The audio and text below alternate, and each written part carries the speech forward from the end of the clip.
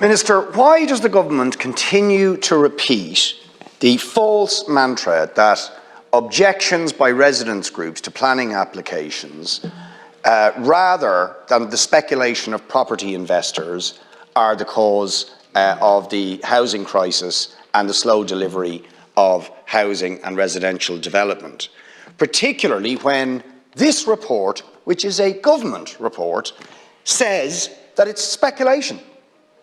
The report produced in July shows 75,000 planning permissions for apartments, but only 5,000 apartments actually been built a year, and explains that this, quote, could indicate the speculative purchasing and holding of land with a view to greater value, resale value, acquiring planning permissions to hold as an asset, and goes on to say acquiring permission for apartment development rather than housing development could be the most attractive option for speculative landholders and thus yield the most amount of value.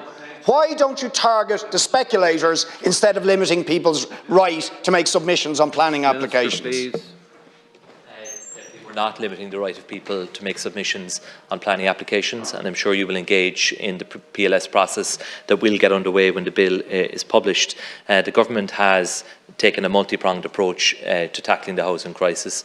On the question of speculators and hoarding and so on, as you describe it, we have a zoned land tax now coming into being. We have a vacant property tax, and yesterday the Cabinet approved a general scheme of a land value sharing levy or tax as well. So the government is addressing all of those issues in addition to scaling up the investment through our local authorities and our approved housing bodies, and putting in place new affordable housing streams to increase supply. But there's no getting away from the fact we do need to reform our planning system.